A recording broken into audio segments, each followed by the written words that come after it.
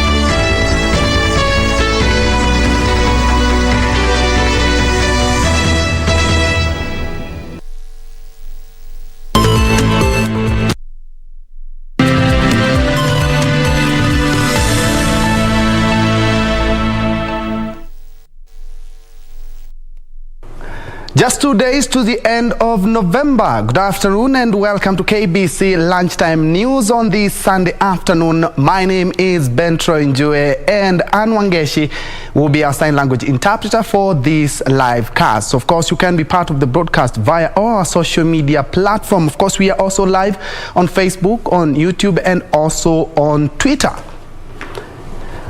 Now, straight to the news. Police have launched a manhunt for suspected bandits who raided a village in Marakwet and killed 4 people before driving away an unknown number of livestock. Marakwet East Deputy County Commissioner Jackson Oreni says the attack on at Kapkobil, I beg your pardon, has heightened tension in the region, even as he called for calm as police work round the clock to recover the stolen animals and bring the suspects to book. Tensions remain high in parts of Endo Ward in Elgeyo Marakwet following yet another spate of killings by suspected bandits. Leo nasikia ya kwamba kuna watu wangu walicross, watu wa upande wa kwangu wa Pokot bandits walicross River Kerio na wakaenda kuattack upande wa Tot na kuiba no number of livestock na pia kuua watu. Kuna watu 4 nasikia mili yao ilipatikana hao. The latest incident has left 4 people dead and dozens of livestock missing. Tunaomba wenzetu ambao wako upande wa Marakwet wasi-organize revenge.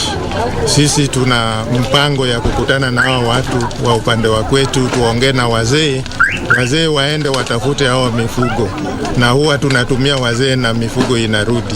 A section of area leaders have condemned the attack, urging residents to remain calm as security forces work to bring order. Sisi na condemn ile wizi ya mifugo na lahali pia kupoteza maisha ya watu wetu kwa sababu ya mifugo ng'ombe. Jamani, tunasema tubadilishe njia ya kujijenga na kujimudu kimaisha. Watu wengi wamepoteza maisha yao kwa sababu ya hao wachache ambao wanaharibu usalama katika sehemu yetu. Jamani, hakuna mahali tunaenda kwa hii mambo ya insecurity. Unaona kidogo amani ikikuja tunaenda mkutano, mkusita. Insecurity tunarudi mpaka mwisho. Tutafanya hii time mpaka lini kama Wapokot? Just weeks ago, a mother and her 2 children were gunned down by suspected bandits as they tended to their farm. The latest killing brings to 7 the number of people killed in the area in the month of November.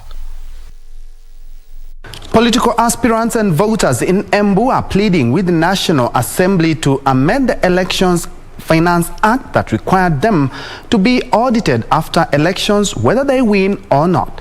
The leaders noted after elections, many were left with debts, and it was unfair to start auditing a person who is grieving.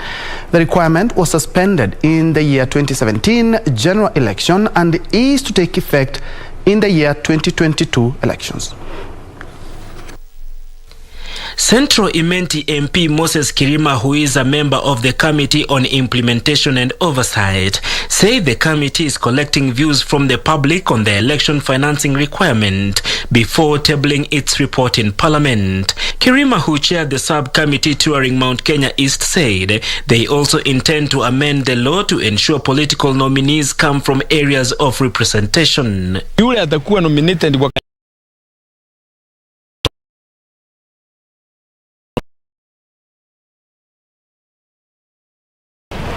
lazima hawe ni mtu wa huko kwa sababu ndiye anaelewa mazingira ya huko. Mbere South MP Geoffrey Kingangi, a member of the committee, observed that the requirements to have an election committee and open a bank account for political aspirant was punitive. Wengi ambao wanasimama si kwamba wako na pesa na si kwamba wanachangiwa. Hata ukichangiwa labda relatives ama wale mlisoma na wao ni kidogo kidogo hivi tu, hakuna pesa za kuhesabu. Mara nyingi ukitoka kwa siasa unatoka ukiwa na mandeni. Unless watasema watalipa hiyo mandeni, hakuna kitu ya kuhesabu pale. Meanwhile, former Funyula MP Dr. Paul Otuoma has called on ODM party leader to form a formidable coalition with One Kenya Alliance principles to help him clinch the presidency in the next year's general election. He added that the OKA principles should be allowed to consult and negotiate with like-minded people to form a strong coalition that would win the election and form the next government. Again, go back, sharpen our tools na turudi tena kuinda. So mimi nitakuwa naunga mkono hiyo azimio ya kuleta Wakenya pamoja, na hiyo azimio pia ya kusema ile timu ambayo imekuwa na baba isizambaratike, tujaribu tuirudishe, ili kama Uhuru wameleta aongezee tu kwa zile sisi tulikuwa nazo, ili tuweze kwenda pamoja. Elsewhere, Elgeyo Marakwet Senator Kipchumba Murkomen has faulted the formation of new small tribal parties across different regions in the country ahead of next year's general election, claiming such moves will create divisions and cannibalize the country. Speaking in Kacheliba during Women Groups Funds Drive, Murkomen asked Kenyans to be cautious on small parties without the national outlook mushrooming across the country. Sisi tunataka kushikana pamoja kama Wakenya, tuunde chama ya taifa mzima yenye sisi wote Pokot, Marakwet, Rift Valley, Coast, Western, Nyanza, Central, tuko pamoja kama Kenya, Wakenya, kama tumeunganishwa pamoja. Tusipotoshwe na siasa ati tuingie chama ambaye party leader, secretary general, sijui chairman, wote wanatoka village moja. That cannot make Pokot great. From that political spin, persons who have encroached public lands meant for dams and water reservoirs have been asked to vacate voluntarily. Water Cabinet Secretary Cecily Kariuki said land grabbing had made it difficult for the government to deliver on its promise to avail water to households, urging those who have taken part of land meant for Kanyiri Dam in Nyandarua to vacate with immediate effect. In Nyandarua County during a groundbreaking ceremony of the Kanyiri Water Dam, the CS warned that encroachment of water areas was hampering the government's effort to offer water to Kenyans. She said the dam, which occupies 15 acres, has been grabbed, urging those who have encroached to vacate voluntarily. Nyinyi tusije kuwa ni sisi tunasumbuana na mambo ya environment, tuwe ni watu responsible. The CS said the exercise allocated 20 million shillings, which will be complete in 2 months and is set to benefit over 55 households in the first phase. She called on residents to join hands with the government to ensure the project succeeds and benefits the locals who have been going for a long distance to fetch water. Moving on, the Orange Democratic Movement Party has urged aspirants in Mombasa County to rally behind their supporters to register as members to enable them participate in the party primaries.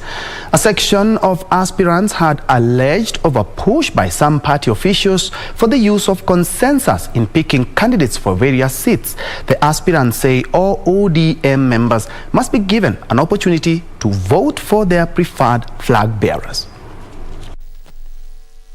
The race for ODM party tickets is gathering pace in Mombasa County, with the mode of picking candidates providing fodder for hopefuls and members alike.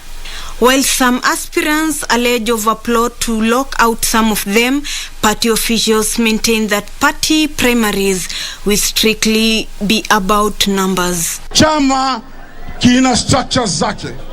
Chama iko na structures za election, National Election Board, kuna disciplinary committee, kuna na mambo mengine tele ndani ya chama. Kwa hivyo ikiwa wakati wowote unahisi ya kuwa huna raha na chama, naomba ufuate utaratibu uliowekwa. ODM Mombasa branch chairman Mohamed Hamis said only registered ODM members will be allowed to take part in the nomination. Mchujo wa chama utakuwa ni wa party members.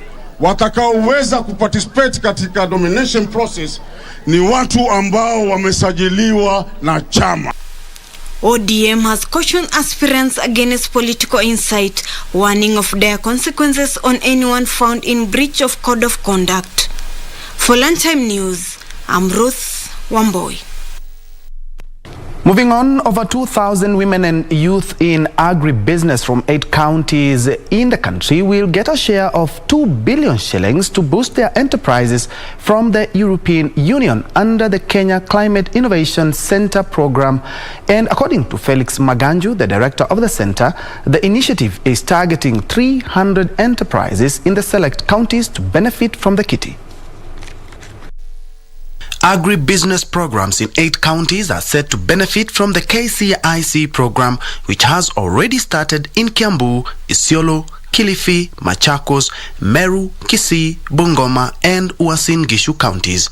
It will later be rolled out in other counties across the country. We look at a business owned by either a woman or a youth aged 35 years and below.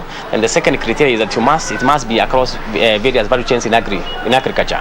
Among the categories of groups eligible for financing include small microfinance enterprises, SMEs, community-based organizations, CBOs, cooperatives, early-stage companies, and self-help groups engaged in agricultural enterprises, and with the considerable number of women in leadership and membership. So under the Agribusiness program, the strategy is to ensure that we have, in total in the country, is to have 2,400 women and youth, agribusiness enterprises. And that means if you take that number of 2,400 divided by 8 counties, ideally we're supposed to have 300 enterprises per county.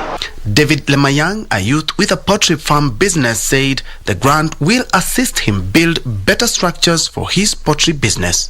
Through the application that I made to the Agribusiness on the improvements of my structures and to get at least a modern poultry house and so that at least I can have a modern poultry farm. Before they came, I was a startup. So I was really trying hard to identify markets, what can I add to my products. After they stepped in, I was able to do my branding. I've been able to supply to supermarkets, hotels, here within Isiolo and outside Isiolo County.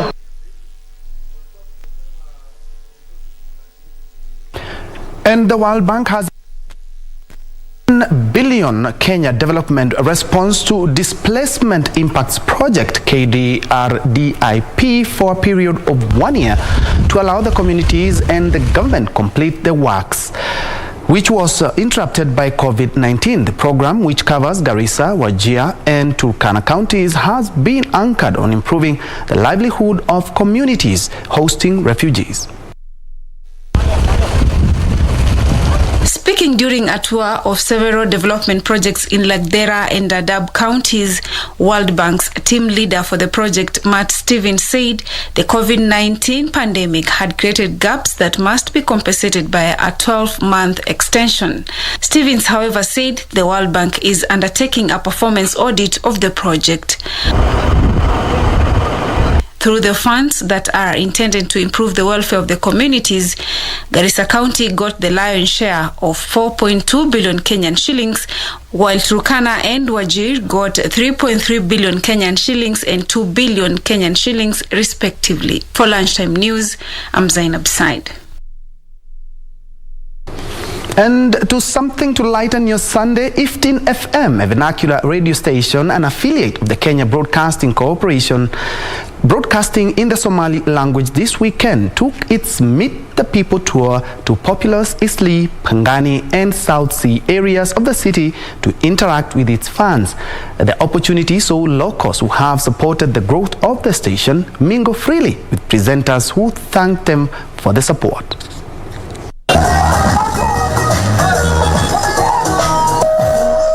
Today, 15 FM, we conducted Nairobi Road Show. Our road show was fruitful.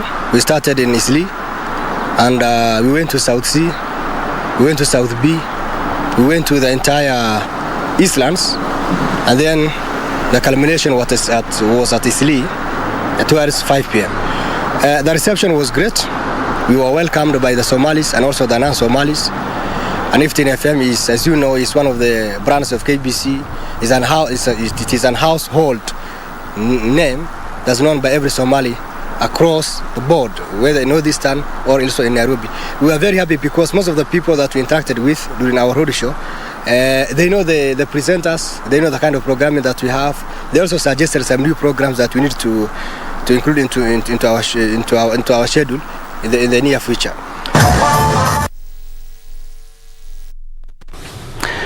From that, 300 plots have been set aside by Eden Park Land Buying Company for the international community who want to invest in Kajiado County.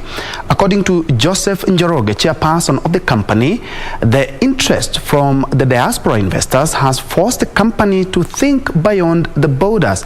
Those who have benefited from the investment hailed the company for making them realize their dreams of owning homes at affordable prices. Najua nikikwama kule kwa barabara mtu iko wapi kwa nini 787 yangu ya kusema vijana hawa asiangalie ya leo, waangalie ya kesho, kwa sababu wanakuja kuzeeka. Ile kitu umepanda leo utakuja kuvuna siku ya uzooni.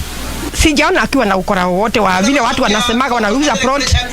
Ukienda kuangalia chini unaona ni umeuziwa hewa. Vile tuko hapa sasa, hizi plot watu wameonyeshwa beacon. Naomba Mungu wa provide funds ndio tuweze at least pia sisi kujishikia mahali hapa, kwa sababu watu wengi hapa hivi ni investors. We have quite a number of diaspora clients, more than 2,000 diaspora clients from US, UK, Switzerland, Germany, even UAE. We have na title ziko ready, ziko kwa jina ya kampuni. Tunatoa tu kwa jina ya kampuni, tunaweka kwa jina ya mteja ambaye atakuwa amenunua, na itachukua muda wa siku 90. Matter security now, where two middle-aged men in Kericho have been arrested for masquerading as police officers and trying to steal from a border operator.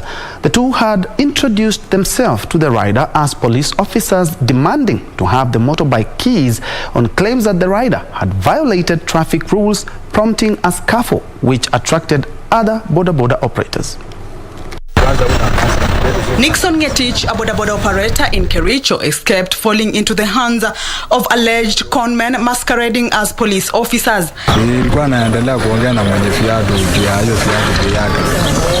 Kwa jamaa mwingine anatokelezea nyuma, akaniuliza hii pikipiki ni nani? nikamjibu ni yangu, akaniambia weka kando kama achumechukua kifunguo. Ngetich had parked his motorbike at the market to run a few errands when he was approached by the two who allegedly demanded to be bribed. Niambia sasa nitakusaidia aje? Niambia itabidi tu ndanisamea. Kwa jamaa akasema sasa hiyo ni ngumu. Akaniambia sasa toa katiba, toa panchi. Walikuwa wamemnasa mtu wangu mmoja wa boda, wakamuitisha mask, wakamuitisha sisi tuko na identification number ya stages, pia wakamuuliza wewe pikipiki yako ina namba, unafanya stage gani? Huyo akajibu mzuri akidhani ni askari. Boda operators in Kericho, however, say such cases of police impersonators harassing innocent Kenyans are rampant. Nimepata incidents kama hizo karibu 4 na walikuwa wanajifanya kuwa polisi, lakini tumewanasa, tumewaambia watu wa bodaboda waendelee na kushirikiana na sisi katika kutambua wahalifu. Kericho OCPD Caleb Wesa said the apprehension of the two will help reduce the cases. The two suspects are being detained at a police station in Kericho, awaiting to be arraigned in court. At about 18 minutes past the hour, we are due for our first break, but don't go away, we still have more news, including the latest from the world of sports. Keep it KBC.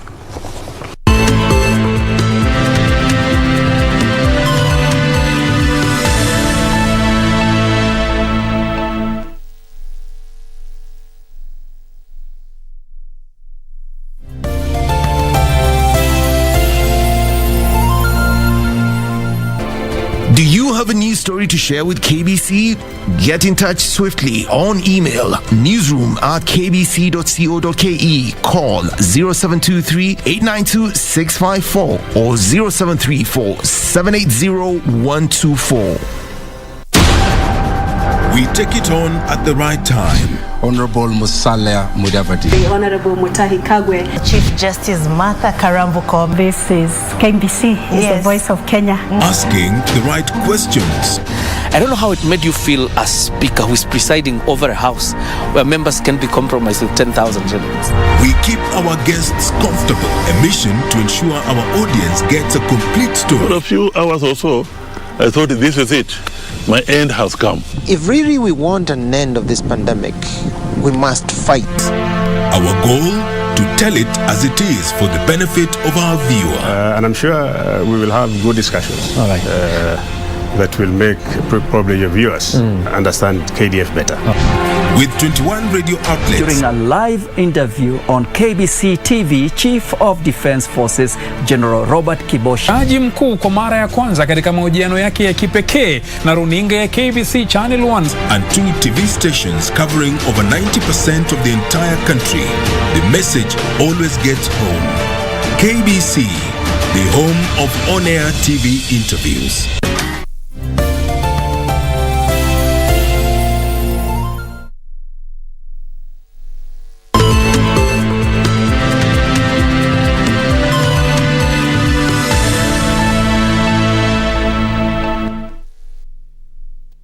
Welcome back and thanks for keeping it KBC. In other news, youth are being challenged to enroll in polytechnics and other technical institutions to get practical skills. Rift Valley Institute of Science and Technology Principal Dr. Daniel Mutai says the labor market world over is now shifting focus towards practical-based skills and not white-collar jobs. Speaking during the commemoration of the World Day of Remembrance for Traffic Victims, Dr. Kimutai said it was worrying that the country's educational systems are churning out more quantity surveyors, engineers and architects than the number of skilled artisans such as plumbers, masons, electricians and painters.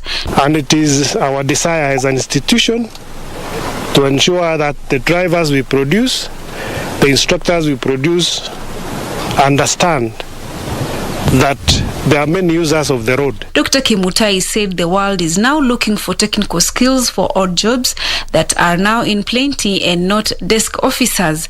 During the event, the Institute, in collaboration with Kenya Defence Force, the Kenya Forest Service, Equity Group, International Tree Foundation and Wezesha Trust, planted 10,000 trees. For Lunchtime News, I'm Zainab Said.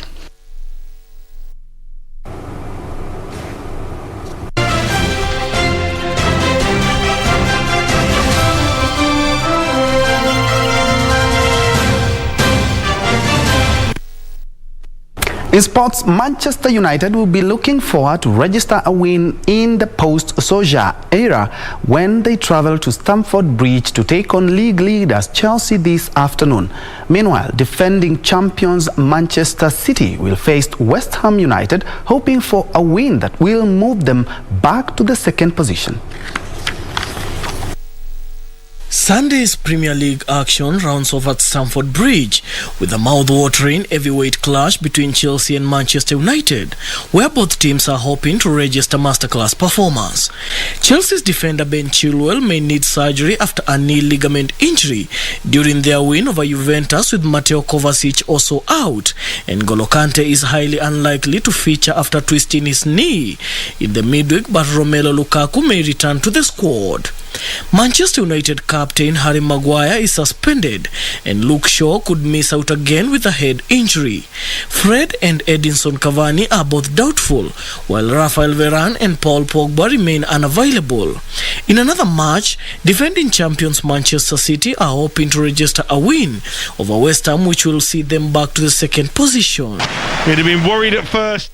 In the Spanish La Liga, Barcelona struck twice late on to snatch all 3 points from a sprinted Villarreal side in La Liga, while Juventus lost at home to Atlanta.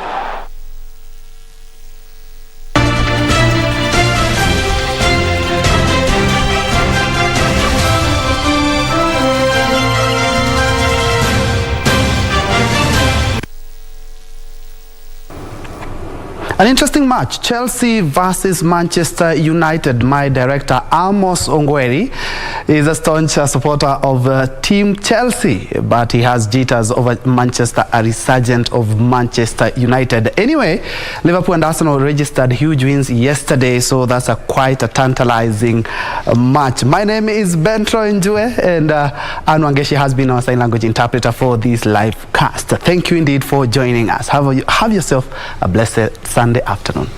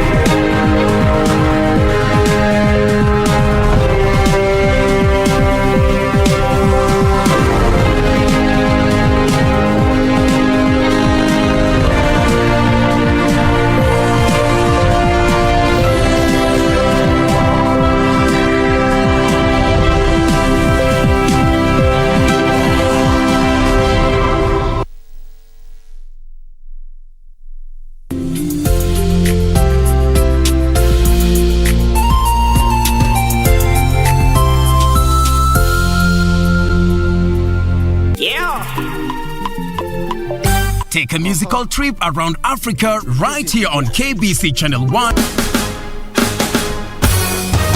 Every Sunday on Afro Vibes. Because this is the hottest show right now.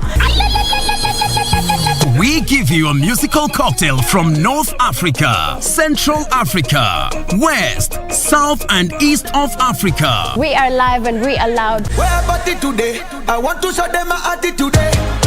Your Sunday will never be the same again with DJ D and DJ Leo on Afro Vibes. Your musical passport to Africa. Allow me to enjoy myself. Allow me to enjoy myself. Allow me to enjoy myself.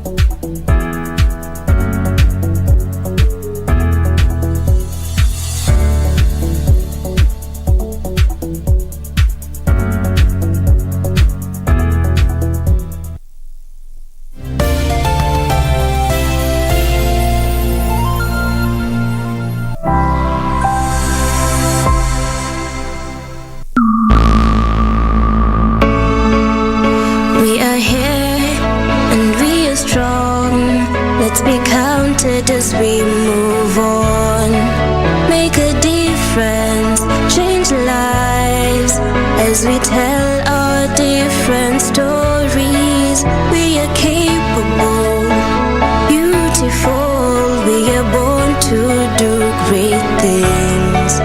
We're unstoppable, incredible, 'cause we're differently abled, differently. Hello there and welcome to yet another exciting episode of Able Differently. My name is Jen Theuri and it is my hope that you're having a great afternoon. Let's get started. We're differently abled, differently. Government and other non-governmental organizations have teamed up to create awareness on disability issues.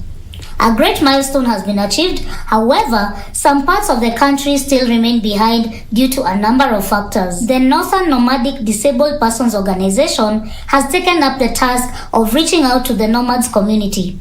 Every year, they organize the Desert Wheel Race and use this opportunity to sensitize the community about disability-related issues. Let's see how this year's event went down. Northern Nomadic Disabled Persons Organization, NONDO, held their annual disability awareness event, the Desert Wheel Race in Isiolo, from the 21st to the 23rd of October. The 3-day event was marked by having the National Disability Conference, the Desert Fashion Gala, and the Desert Wheel Race. The National Disability Conference was on its 9th edition and is a platform where stakeholders discuss issues affecting persons with disabilities. When a person with disability has this card, the National Council card, they are only exempted when they sleep in the ward. That's the inpatient charges. But for any other charges in card, in outpatient, they will be tasked to pay. So maybe we're looking in a situation where we can advocate all the charges can be exempted. And then barriers in mobility, in accessing health facilities. Under health, we also have limited number of rehabilitative staff. There is need for all of us to agree on this terminology. People talk of people with disabilities, others talk of disabled people. And if you look at the current trend, the current scholarly trend in the world, there are serious debate on these terminologies. People with disability and the disabled people. What is making these people to be disabled? It is the society where these people are living. Challenge us, all of us, that before anyone discriminates you, you must have discriminated yourself. Presentations during the conference are geared towards gauging the milestones and finding solutions to where there is a lag. A deep need to have an outfit that exclusively advocates and speaks for the well-being of persons with disabilities among nomadic communities. Communities that are always on move and marginalized. 1 year after the birth of Nondo, my brother's borderless story gave us the idea of using sport to unite warring tribes and also highlight disability issues among nomadic communities, an issue that is largely placed on the peripheries of issues due to cultural stigma. This led to the birth of the Desert Wheel Race, ladies and gentlemen. Pollution was supposed to enhance the participation of persons with disabilities because there are provisions in the Constitution which will ensure that there will be political representation of persons with disabilities in all the devolved counties. However, we must realize the fact that law is one thing and the practice is a different thing. Things were not as per the Constitution. If you find that the law provides that there will be 2 persons with disabilities, 1 male, 1 female in every county, I think according to the County Government Act. The theme for the conference was mainstreaming disability issues in governance and leadership towards an inclusive general election. The theme for this year's conference, as I was told, was very timely on what the country can do to mainstream disability issues in governance, especially now that we are heading to the 3rd election under 2010 Constitution. Despite the many rights as the chair of the caucus has enumerated, according to the persons with disability under this constitution, the challenges continue to hold us back from fully participating in the democratic processes in this country that we all love. Harun, who is immediate former CEO for Nondo, promised to continue supporting Nondo. The council, we will continue to partner with you and other disabled persons organizations to uplift well-being of persons with disability across the country. The chairman of the National Council for Persons with Disabilities, Peter Mushiri, also attended the conference and took the opportunity to highlight some of the work done by the council. Process for persons with disability, that is the core mandate of the National Council for Persons with Disability in this country. But the regulations and the laws